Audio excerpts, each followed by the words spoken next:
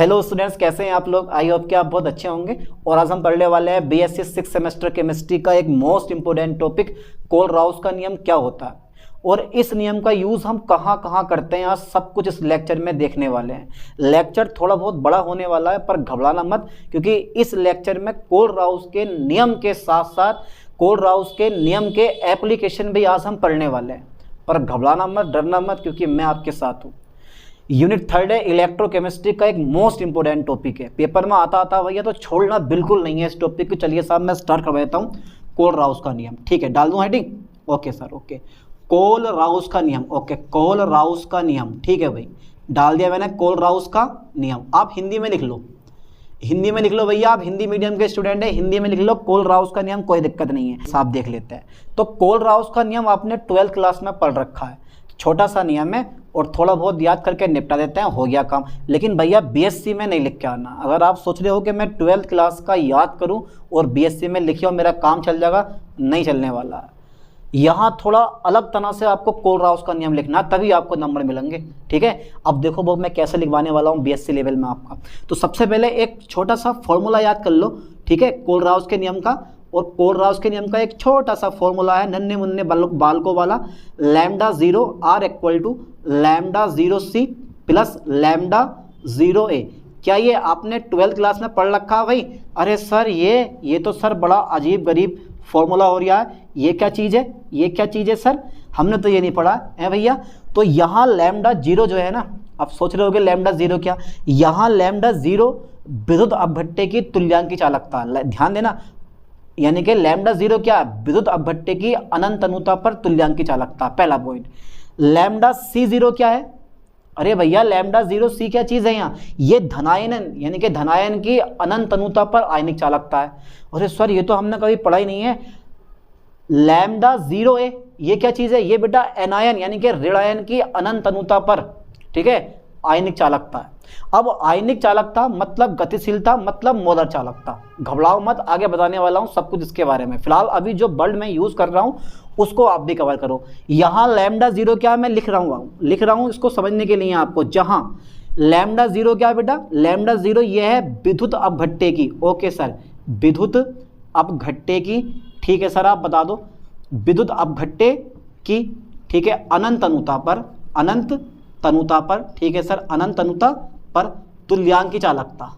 Line पे focus करना बेटे ठीक से, तुल्यांकी चालकता आ जाएगा यहाँ, मेरे ख्याल से आ गया, ठीक है, ओके ओके, अनंत अनुता पर तुल्यांकी चालकता। अच्छा मैं लैम्डा सी की बात करूँ, लैम्डा C0 की बात करूँ, तो लैम्डा C0 मेरे पास क्या होना चाहिए बेटा, यहाँ पे केट मतलब धनायन, केटायन मतलब धनायन। तो बेटा ये क्या है, ये है केटायन की, इसको मैं हिंदी में लिख दे रहा हूँ, चलो हिंदी में लिख दे रहा हूँ, धनायन, यानी कि धनायन की, ठीक है, धनायन की, ठीक है, अनंत अनुता पर, ओके ओके ओके, अनंत तनुता पर, ठीक है सर, अनंत तनुता पर आयनिक चालकता। क्या ये लाइन समझ में आ रही है आपको? आयनिक चालकता, देखो हर एक शब्द को मैं स्पेशल आपके लिए समझा रहा हूँ, ध्यान देना स्पीच पे। अच्छा ये लैम्डा A4 क्या है, ये एनायन होता है, ठीक है, एनायन मतलब ऋणायन, तो ये क्या, ऋणायन की अनंत अनुता पर आयनिक चालकता हो गई। तो बेटा ये क्या चीज़ है, ये ऋणायन की, ठीक है सर, ऋणायन की, पूरा लिखना आप बढ़िया करके, अनंत अनुता पर आयनिक चालकता। अब बताओ कहाँ यार कोलराउस का नियम 12th क्लास वाला, कि यार इस नियम के अनुसार विद्युत अपभट्टे की, यानी कि विद्युत अपभट्टे की अनंत अनुता पर मोलर चालकता उसके धनायन और ऋणायनों की अनंत अनुता पर मोलर चालकता के योग के बराबर होती है। कहाँ ये चीज़ है, ये चीज़ आपसे ये कहती है, देखो एक चीज़ याद कर लो कि इस नियम का प्रतिपादन कोलराउस ने 1875 में किया था, ठीक है, लाइन पे ध्यान देना। इस नियम का प्रतिपादन कोलराउस ने किसने किया था बेटा, कोलराउस ने, कोई बाहर से साइंटिस्ट नहीं आया, ये कोलराउस साइंटिस्ट हैं। इस नियम का प्रतिपादन किसने करा, ये लिखना पड़ेगा आपको, इस नियम का प्रतिपादन, ठीक है सर, इस नियम का प्रतिपादन किसने करा, इन कोलराउस भाई साहब ने करा। कोलराउस भाई साहब थे उस समय के, ये बहुत बड़े जाने माने केमिस्ट्री के साइंटिस्ट, पर अपना नियम ये देके निकल लिए और कहीं इनका नाम और निशान मिट गया बिल्कुल, बस यहीं हैं जो भी हैं ये। इस नियम का प्रतिपादन कोलराउस ने सन 1875 में किया था, ठीक है, 75 में किया था। अब इसकी थ्योरी आप खुद लिखना यार, मैं नहीं लिखवाने वाला हूं भैया, इसकी थ्योरी आप खुद लिख लोगे इस नियम के अनुसार। अरे बीएससी 3rd ईयर में पढ़ने का क्या फायदा आप लोगों का, जब आपसे थ्योरी लिखी जा रही तो है भैया, क्या फायदा जब आपसे थ्योरी छोटी मोटी ना लिखी जा रही तो। देखो इस नियम के अनुसार, ठीक है, किसी विद्युत अपभट्टे की अनंत अनुता पर तुल्यांकी चालकता उसके धनायन तथा ऋणायनों की अनंत अनुता पर आयनिक चालकताओं के योग के बराबर होती है। छोटा सा नियम है यार, छोटा सा नियम है। इस नियम के अनुसार किसी विद्युत अपभट्टे की, ओके सर, किसी विद्युत, मुझे यार लिखवाने की जरूरत है नहीं ये चीज़, क्योंकि बहुत छोटी सी चीज़ है यार। किसी विद्युत अपभट्टे की किस पे बेटे, अनंत अनुता पर, किसी विद्युत अपभट्टे की अनंत अनुता पर, ठीक है, किसी विद्युत अपभट्टे की अनंत अनुता पर तुल्यांकी चालकता, ओके सर, ओके, तुल्यांकी चालकता बेटा, तुल्यांकी चालकता, ठीक है सर, तुल्यांकी चालकता उसके धनायनों तथा ऋणायनों की, ठीक है सर, अनंत तनुता, ओके, अनंत तनुता पर आयनिक चालकताओं के, फोकस करें लाइन पे, आयनिक चालकताओं के, ठीक है सर, आयनिक चालकताओं के कैसी होती है, ये योग के बराबर होती है। तुल्यांकी चालकता, ठीक है, धनायनों तथा ऋणायनों की अनंत अनुता पर आयनिक चालकताओं के योग के बराबर होती है। अब बताओ, अगर मैंने कोई लाइन बाहर से लिखी हो तो होती है, देखो बेटा आ गया पूरा, आ गया पूरा, अब उतार सकते हो, उसको पूरा हो गया ये। कि इस नियम का प्रतिपादन कोलराउस ने सन 1875 में किया था कि इस नियम के अनुसार किसी विद्युत अपभट्टे की अनंत अनुता पर तुल्यांकी चालकता उसके धनायनों तथा ऋणायनों की अनंत अनुता पर आयनिक चालकताओं के योग के बराबर होती है। ये एक छोटा सा नियम था। फॉर एग्जांपल दे दूं आपको करने के लिए, आपसे याद हो जाएगा आप लोगों को, ये 12th क्लास में पढ़ रखा, बस थोड़ा सा इसमें घुमा देना, तुल्यांकी चालकता कर देना और आयनिक चालकता कर देना। चलिए साहब मैं आगे देखता हूँ। फॉर एग्जाम्पल, भैया इसका एग्जाम्पल ले लो। फॉर एग्जाम्पल देखो, एमएससी में एग्जाम्पल ऐसे लिखा जाता है, इजी फॉर एग्जाम्पल, ठीक है। बाकी तो अपने यहाँ चलता ही है, बीएससी वगैरह में, 12th वाला वगैरह में EXM लिख दिया, हो गया काम हमारा। चलिए साहब, मेरे पास नमक है, ये फर्स्ट एग्जाम्पल दे रहा हूँ मैं। नमक के लिए लगाओ बेटे जरा, नमक के लिए कोलराउस का नियम लगाओ। तो नमक को जब मैं तोड़ूंगा ना आयनों में मेरे दोस्त, तो काय में टूटेगा नमक, Na+ और Cl- आयन। अब ये बताओ, ये एक स्ट्रॉन्ग इलेक्ट्रोलाइज्ड है या वीक इलेक्ट्रोलाइज्ड है? इलेक्ट्रोकेमिस्ट्री चल रही है, घबराओ मत बिल्कुल भी। Electrochemistry is a very easy chapter, सबसे सिंपल चैप्टर मुझे यही लगता है मेरे ख्याल से इलेक्ट्रोकेमिस्ट्री का। 12th क्लास में पढ़ा होता, ज़्यादा मेहनत करनी पड़ती नहीं है हम लोगों को, आसानी से डेरिवेशन कर लेते हैं इसके, ठीक है। तो जब मैंने नमक को तोड़ा आयनों में Na+ Cl- आयन, तो ये कंप्लीट यानी कि NaCl का कंप्लीट आयोनाइजेशन हो जाता है। इसका मतलब ये हुआ कि ये एक स्ट्रॉन्ग इलेक्ट्रोलाइज्ड होता है, मतलब प्रबल विद्युत अपभट्टे होता है। अब यहाँ पे कोलराउस के नियम ठोक दो। कोलराउस आ गए, बोले भैया बात का पतंगड़ बना दो, तो भैया हम भी बोले लाओ बना दें बात का पतंगड़, और हमने भी क्या कर दिया, बात का पतंगड़ बना दिया इस टाइप से कुछ। लो साहब ये 0 आ गया, ठीक है। इस तरह से लगा दिया नियम, ऐसे नियम लगते हैं, कोलराउस के नियम ऐसे लगते हैं। अच्छा ठीक है, अब एक चीज़ के लिए आप कोलराउस का नियम लगाओगे। फर्स्ट एग्जाम्पल मैंने ये लिया है। सेकंड एग्जाम्पल है मेरे दोस्त, Na2SO4 के लिए कोलराउस का नियम लगा दो, सोडियम सल्फेट के लिए। अच्छा सर सोडियम सल्फेट के लिए, तो ये तो सर मेरे लिए 2 रुपये का काम है भैया, आपके लिए 2 रुपये का काम है ये? अरे यार 2 रुपये का भी काम होता। चलिए साहब लगा दो कोलराउस का नियम, कोलराउस का नियम लगा दो भैया। अनंत अनुता पर तुल्यांकी चालकता विद्युत अपभट्टे की, ओके ओके ओके ओके। और मैं चाहूँ तो इसको लिख सकते हो आप Na2SO4, यहाँ पे लिख सकते हो इस टाइप से, और यहाँ भी आपका NaCl आ जाएगा, यहाँ भी तुम्हारा क्या आ जाएगा बेटा, NaCl आ जाएगा। यहाँ पे NaCl ठोक दियो, ठीक है, अच्छा लगेगा। और भी बराबर हो जाएगा मेरे पास 2 λ0 Na पे क्या आएगा मेरे पास प्लस आ जाएगा, और SO4 पे क्या आ जाएगा मेरे पास λ0 SO4 2- आयन आ जाएगा, ठीक है। तो यहाँ पे NaCl कर दो और यहाँ पे Na2SO4 कर दो। तो इस टाइप से आप कोलराउस का नियम लगा सकते हो। ध्यान देना, ये अगर 2 हैं तो 2 यहाँ आगा, कभी जबरदस्ती यहाँ पे 2Na ठोक दो, अंदर ले जाओ, इसके अंदर नहीं, बाहर ही बाहर रहने देना है हमें, ठीक है। तो इस तरह से आप कोलराउस का नियम अप्लाई कर सकते हो किसी की चीज़ के लिए भी, ठीक है। ओके ओके कर सकते हो ना पक्का। अच्छा इसका यूज़ लिखवा दूँ, कोलराउस का नियम पूरा हो गया हमारा यार, कोलराउस का नियम पूरा हो गया। इससे ज़्यादा मैं क्या लिखवाऊँ कोलराउस के नियम, बताओ जरा। अब कोलराउस के नियम के जो यूजेस हैं वो हैं गला फाड़ यूजेस हैं, बड़े खतरनाक वाले। चलो साहब ये यूजेस देख लेते हैं इसके एक बार। तो कोलराउस के नियम के अनुप्रयोग शॉर्ट में लिख दूँ, एप्लीकेशन, ठीक है सर। चलिए एप्लीकेशंस ऑफ कोलराउस नियम, कोलराउस लो, कोलराउस RAUSCH, कोलराउस लो। चलिए साहब सबसे पहला जो यूज होता है ना इसका, में से 5-6 यूज होते हैं, मैं 5 ही लिख पाऊंगा और 5 में से 2-3 करवाऊंगा, बाकी आप खुद कर लेना। तो पहला यूज होता है दुर्बल विद्युत अपभट्टे की अनंत अनुता पर तुल्यांक की चालकता ज्ञात करना। ठीक है, पहला नंबर लिखो आप बढ़िया करके कि दुर्बल विद्युत अपभट्टे की, वाह क्या बात है, दुर्बल विद्युत अपभट्टे की। ठीक है, दुर्बल विद्युत अपभट्टे की, ओके सर ओके। दुर्बल विद्युत अपभट्टे की अनंत अनुता पर, अनंत तनुता पर, अनंत अनुता पर, दुर्बल विद्युत अपभट्टे की अनंत अनुता पर मोलर चालकता ज्ञात करना, यानी कि तुल्यांक की चालकता ज्ञात करना। ठीक है सर, तुल्यांक की चालकता ज्ञात करना, तुल्यांक की चालकता ज्ञात करना। ठीक है, ये एप्लीकेशन नहीं करवाता कोई भी, 1-2 एप्लीकेशन करवाता निकल जाता 12th क्लास में, एक आधा एप्लीकेशन करवाया निकल गया, बोला हो गया अपना काम, लेकिन यहाँ काम ना चलेगा। यहाँ तो भैया 5-6 यूजेस है, सबके सब करने पड़ेंगे। लॉन्ग क्वेश्चन पूछता कोलराउस के नियम का, कभी सोचो कि कोलराउस का नियम याद कर लूँ उसमें काम हो जाएगा, कुछ ना होने वाला। ठीक है, पढ़ना पड़ेगा सारे के सारे एप्लीकेशन आपको। सेकंड नंबर मेरे पास क्या है, बड़ा स्पेशल नंबर है सेकंड नंबर। सेकंड नंबर से बड़ा स्पेशल नंबर कोई ना, क्या है वो देख लेते हैं। आयनिक चालकता ज्ञात करना, क्या बात है सर, आयनिक चालकता भी ज्ञात करने लगे आप तो, आयनिक चालकता ज्ञात करना। ठीक है, अच्छा सर इसका थर्ड नंबर क्या होगा, थर्ड नंबर और स्पेशल नंबर होता है, वो होता है दुर्बल विद्युत अपभट्टे की, दुर्बल विद्युत अपभट्टे की। ठीक है सर, दुर्बल विद्युत अपभट्टे की, okay okay okay okay sir okay, दुर्बल विद्युत अपभट्टे की।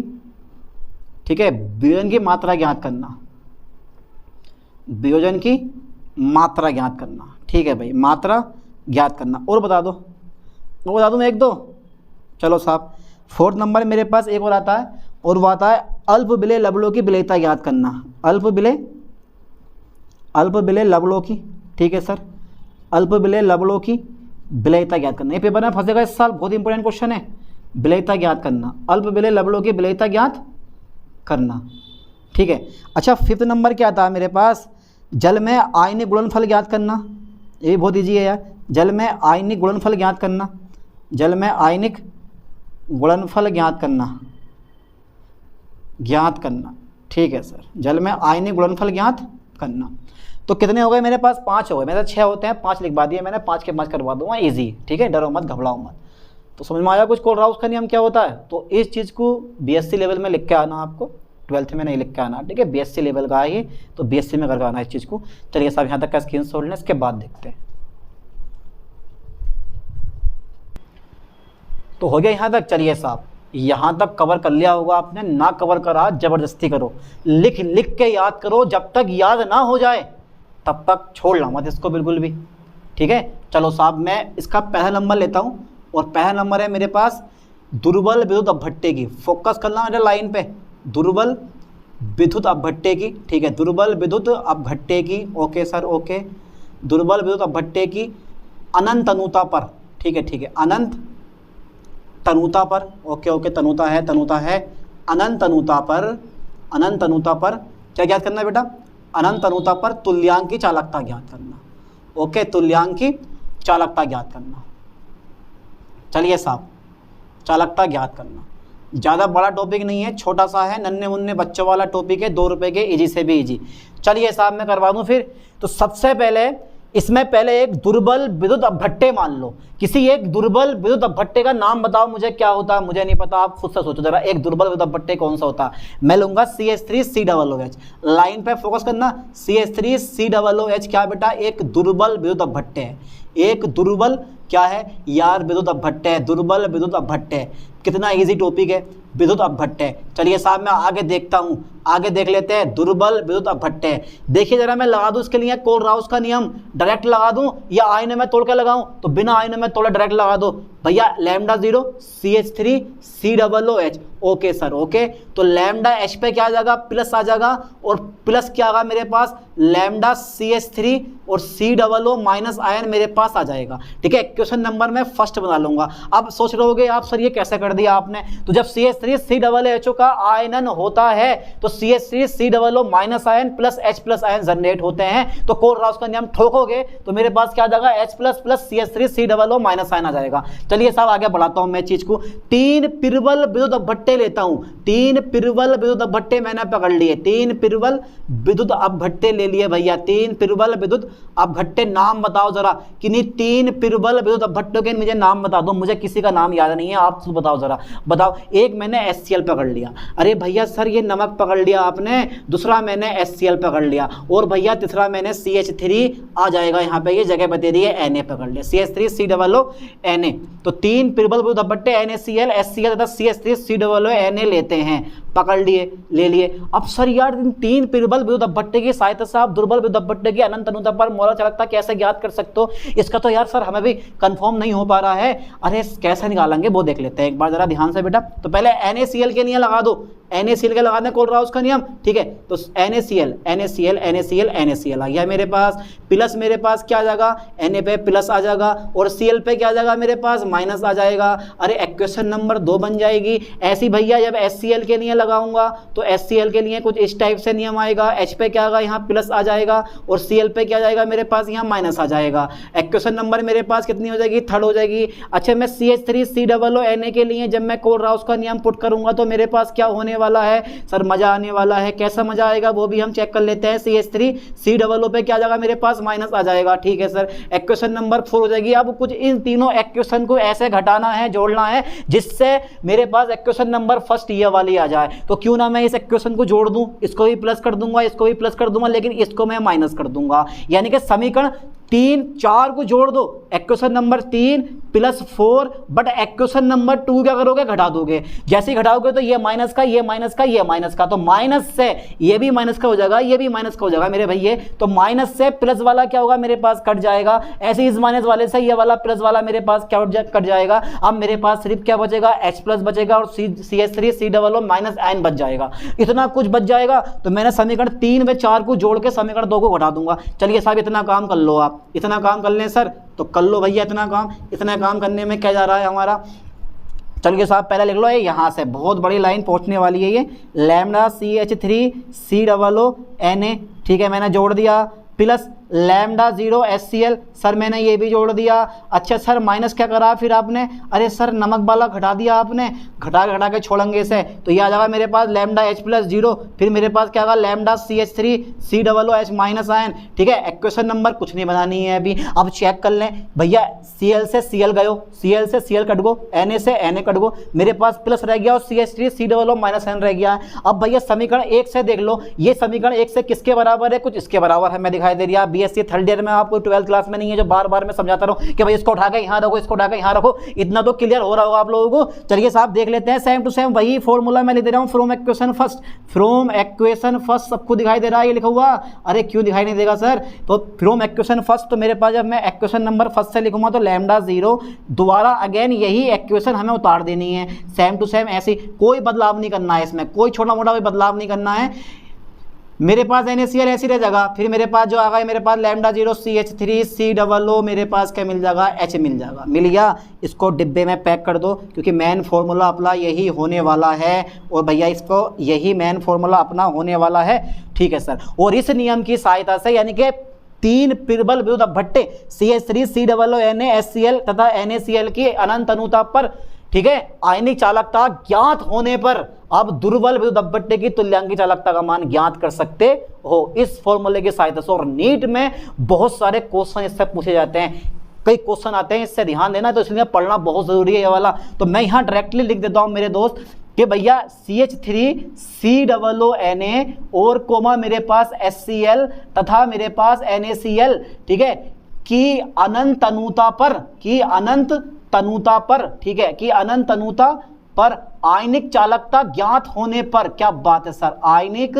चालकता क्या होने पर, आयनिक चालकता ज्ञात होने पर, ठीक है, ज्ञात होने पर, ठीक है, CH3COOH की अनंत तनुता पर, अनंत तनुता पर, ठीक है, अनंत तनुता पर तुल्यांकी चालकता, लाइन पे फोकस करें, तुल्यांकी चालकता, ठीक है, ज्ञात की जा सकती है, ज्ञात की जा सकती है। ओके, ज्ञात की जा सकती है। या आप लिख सकते हो भाई कि CHHCl की आयनिक की जगह ना यहाँ पे तुल्यांकी आएगा, ठीक है, तुल्यांकी चालकता आएगा यहाँ, तुल्यांकी चालकता, ठीक है, यहाँ पे तुल्यांकी आएगा। तो CH3COO NaHCl तथा NaCl की अनंत अनुता पर तुल्यांकी चालकता ज्ञात होने पर CH3COOH की अनंत अनुता पर तुल्यांकी चालकता का मान, तुल्यांकी चालकता ज्ञात की जा सकती है। ये मेरे पास नियम पूरा हो गया, ठीक है, सिंपल सी बातें कर लोगे इतना आप, ठीक है। दूसरा नियम कौन सा है, दूसरा नंबर कौन सा है, दूसरा नंबर और सोचो जरा कौन सा नंबर है।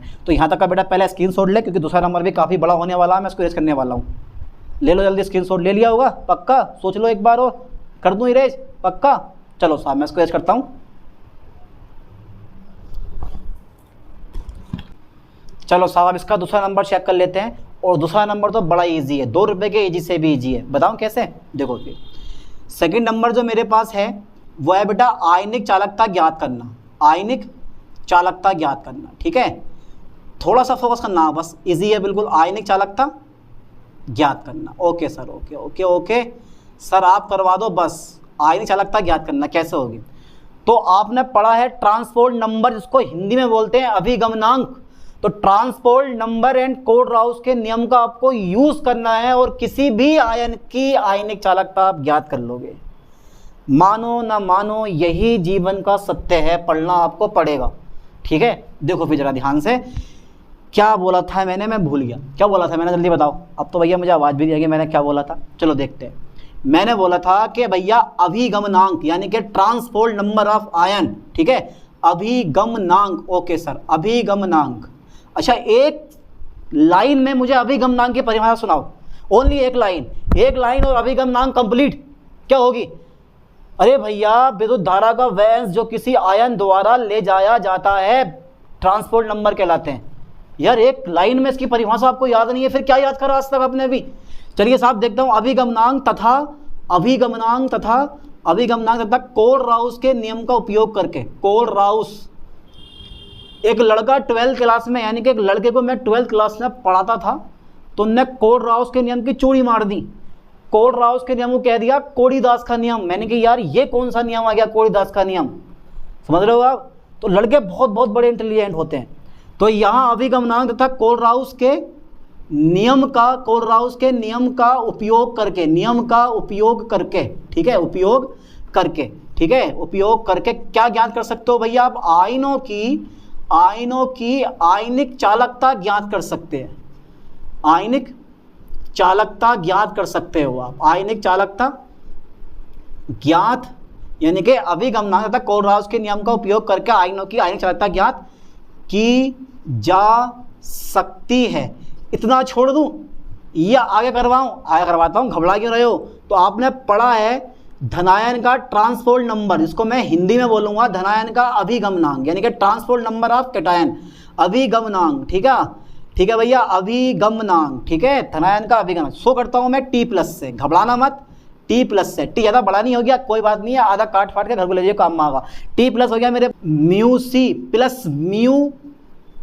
C plus mu A. अच्छा जरा मुझे बताओ बेटा ये μC और म्यू ए क्या है। μC जो होता है ना वो धनायन की क्या होती है, धनायन की चाल होती है, और म्यू ए होता है वो ऋणायन की चाल होती है, उसको आप गतिशीलता भी कह सकते हो। अगर मैं अनंत अनुता की बात करूंगा ना, ये पढ़ रखा है आपने, ज़्यादा मुझे बताने की जरूरत है नहीं। अगर मैं अनंत अनुता की बात करूंगा तो सर अनंत अनुता पर क्या होने वाला, आग लगने वाली है, आज नहीं छोड़ेंगे। अनंत अनुता पर क्या कर देंगे, T+ लगा के यहाँ कर देंगे हम μ0C upon μ0C plus μA0 लगा दिया मैंने, ठीक है। तो बेटा अनंत अनुता पर आ गई, सारी कहानी अनंत अनुता पे चेंज हो गई। पर आपको पता होना चाहिए कि सर जो गतिशीलता होती है ना मेरे दोस्त, वो गतिशीलता जो होती है वो आयनिक गुणनफल के, यानी कि आयनिक चालकता के कैसी होती है, समानुपाती होती है। बहुत बढ़िया, बहुत बढ़िया। अगर मैं अब T+ का मान लगाऊं तो μC0 की जगह मैं λ0C का यूज कर सकता हूं मेरे दोस्त, और यहां भी मैं λ0C का यूज कर सकता हूं, यहां भी मैं λ0A का यूज कर सकता हूं। आप सोच रहे होगे सर आपने ऐसा क्यों करा, आपको नहीं करना चाहिए था ऐसा। हाँ यार मुझे ऐसा नहीं करना चाहिए था, लेकिन फिर आगे कहानी कैसे बढ़ेगी भैया, करना पड़ेगा, जबरदस्ती करनी पड़ेगी, जबरदस्ती। ठीक है, तो अब क्या होगा कि मेरे पास यहाँ टी प्लस कुछ देखने ऐसे मिल जाएगा, तो लैम्डा 0 सी अपॉन भैया ये किसका मान है, लैम्डा 0 का। यू नो आप जानते हो कि लैम्डा 0 बराबर कितना होता है, लैम्डा 0 सी प्लस लैम्डा 0 ए। क्यों होता है, क्यों होता है, किसने कहा कि भैया ऐसा होता है? अरे हमने कोलराउस का नियम पढ़ रखा, कोलराउस का नियम तो यूज करना, अब कोलराउस का नियम आया और भैया कोलराउस के नियम की सहायता से हमें करना क्या, आयनिक चालकता का ज्ञान करना है। अब आयनिक चालकता फाइन हो जाएगी आपको, अगर आपको ट्रांसपोर्ट नंबर पता है, अगर आपको तुल्यांक चालकता का मान पता है, तो इससे आप यहां से क्या कर सकते हो, किसी भी धनायन की आयनिक चालकता फाइंड कर सकते हो। इसी प्रकार अब मैं हिंदी में चाहूं तो लिख सकता हूं, दो बेटे हिंदी में चाहूं तो लिख सकता हूं कि जो मेरे पास अभिगमनांक है किसका, धनायन का, किसका बेटा, धनायन का अभिगमनांक है। ये ऊपर मैंने लिख दिया है टी प्लस जो होता है मेरे पास, इसको मैं हिंदी में चाहूं कन्वर्ट कर सकता हूं। ये क्या मेरे पास, धनायन की अनंत अनुता पर आयनिक चालकता आ जाएगा, यहाँ आ जाएगा। सर ना का तो लिख लेना बेटा आप, धनायन की अनंत तनुता, धनायन के अनंत अनुता पर आयनिक चालकता, आयनिक चालकता आप खुद लिखो यार पूरा, क्योंकि यार जगह है नहीं इतनी, खुद लिख लो अपने आप। अपनोन मेरे पास क्या है, ये क्या है बेटा, तुल्यांकी चालकता, विद्युत अपभट्टे की तुल्यांकी चालकता। क्या है ये, विद्युत अपभट्टे की तुल्यांकी चालकता। ओके सर ओके, विद्युत अपभट्टे की तुल्यांकी चालकता, क्या बेटा ये, तुल्यांकी चालकता, जगह नहीं है शॉर्ट में लिख दे रहा हूं मैं। तो ऊपर वाला लिखा हुआ धनायन की अनंत अनुता पर आयनिक चालकता और अपोन में विद्युत अपभट्टे की तुल्यांकी चालकता। चलिए साहब इसी प्रकार आप एनायन के बारे में बात कर सकते हो, क्योंकि एनायन को हम नेगलेक्ट नहीं कर सकते हैं भैया। इसी प्रकार टी माइनस मेरे पास ऋण आयन का अभिगमनांक कितना आ जाएगा, ये क्या, ऋण आयन का अभिगमनांक मेरे पास आएगा लैम्डा 0 ए अपोन मेरे पास कितना आ जाएगा, लैम्डा 0 आ जाएगा। ठीक है, अगर चाहो तो इसको हिंदी में भी आप कन्वर्ट कर सकते हो। तो ऊपर वाला क्या होगा मेरे पास, ऋण आयन की क्या भैया, ये अनंत अनुता पर, ठीक है, अनंत अनुता पर आयनिक चालकता, बहुत बढ़िया। अपोन में कितना आ जाएगा मेरे पास, विद्युत अपभट्टे की तुल्यांकी चालकता। ठीक है सर, विद्युत अपघट्टे की तुल्यांकी चालकता, पूरा लिखना आप, मैंने शॉर्ट में लिखा तुल्यांकी चालकता। समझ में आ रहा है ना? अरे सर क्यों समझ में आ रहा, जब मैं पढ़ाऊंगा तो समझ में आ गया पक्का। तो ये मेरे पास आ गया ऋण आयन क्या अभिगमनांक, निकाल सकते हो यहाँ से, फाइंड कर सकते हो। अब आयनिक चालकता घबराओ मत बिल्कुल भी यार, होगा यूज, हो गए 2 यूज, तीसरा यूज और करवा देता हूँ। तीसरा यूज बिल्कुल बच्चों वाला यूज है, ज़्यादा बड़ा यूज होने वाला है नहीं। कौन सा यूज है भैया, वो है दुर्बल विद्युत अपभट्टे की वियोजन की कोटि, यानी कि वियोजन की मात्रा ज्ञात करना। लिखवा दूँ, डाल दूँ हेडिंग, चलिए साहब यहीं कवर कर दूंगा मैं चीज़ को भी। थर्ड नंबर मेरे पास आ गया है दुर्बल विद्युत अपभट्टे की, ठीक है सर, दुर्बल विद्युत अपघट्टे की, ठीक है, दुर्बल विद्युत अपभट्टे के वियोजन की कोटि ज्ञात करना, वियोजन की कोटि ज्ञात करना। चलिए साहब डाल तो दिया है हेडिंग आपने, पर डरना मत, इसे करवाने से पहले कुछ नहीं है। कोलराउस के नियम डायरेक्ट लिखो, डायरेक्ट लिख दो। कोलराउस के नियम की सहायता से, ज़्यादा बड़ा टॉपिक नहीं करूँगा मैं, कोलराउस के नियम की सहायता से। ओके सर, कोलराउस के नियम की सहायता से, ठीक है भैया, कोलराउस के नियम की सहायता से आज आग लगा देंगे हैं भाई। अरे नहीं, आग नहीं लगानी है, पढ़ना है दिमाग लगा के, बिल्कुल दिमाग लगा के पढ़ना है। तो कोलराउस के नियम की सहायता से किसी दुर्बल विद्युत अपभट्टे, किसी दुर्बल इलेक्ट्रोलाइज्ड, दुर्बल विद्युत अपभट्टे, ठीक है सर, दुर्बल विद्युत अपभट्टे के वियोजन की कोटि निम्न प्रकार, ठीक है सर, ज्ञात की जा सकती है, निम्न प्रकार ज्ञात की जा सकती है। कैसे, लगा दो फॉर्मूला, अल्फा ये वियोजन की मात्रा है, ठीक है सर, या वियोजन की मात्रा अल्फा हो गई मेरे पास। ओके सर ओके, लैम्डा भी अपॉन लैम्डा 0।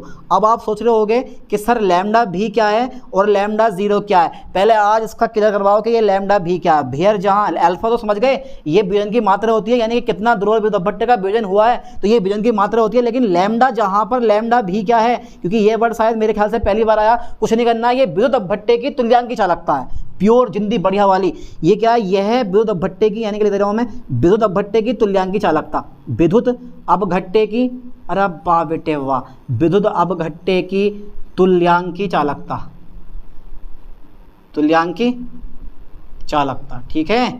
अच्छा ठीक है, बी नंबर बताओ, लैम्डा 0 क्या है ये, अरे भैया विद्युत अपभट्टे की अनंत तनुता पर, ठीक है, अनंत तनुता पर तुल्यांकी चालकता, ठीक है, तुल्यांकी चालकता। ओके, कितना बड़ा पहुंच गया, देखो बड़, कितना बड़ा बड़ पहुंच गया, ठीक है। तो तीनों के तीनों मेरे पास यूज हो गए। तो आराम से इन दोनों का मान ज्ञात होने पर आप वियोजन की कोटि निकाल सकते हो।